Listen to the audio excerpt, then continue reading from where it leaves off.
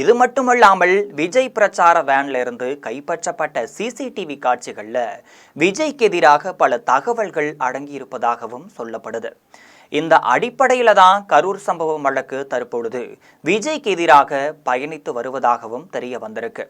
இதன் அடிப்படையில வெகு விரைவிலேயே விஜய்க்கு சிபிஐ சம்மன் அனுப்பும் காத்திருக்கு. அநேகமா பொங்கலுக்கு முன்பாகவே சம்மன் அனுப்பப்பட்டு விடும் என தெரிய வருகிறது. இதனைத் தொடர்ந்துதான் விஜயிடம் விசாரணை நடத்தி முடித்த பிறகு சிபிஐ தனது அறிக்கையை வெளியிட காத்திருக்காங்க.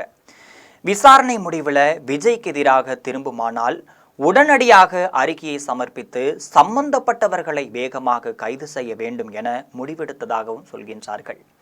இது தொடர்பான வழக்கு விசாரணையையும் உடனடியாக முடித்துவிட வேண்டும் என்கின்ற திட்டமும் இருப்பதாகவும் தெரிகிறது.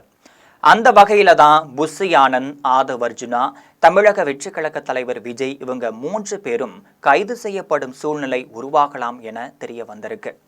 இந்த சூழ்நிலை உருவானால் நடிகர் விஜய் தேர்தல் களத்தில் போட்டியிடுவது கேள்வி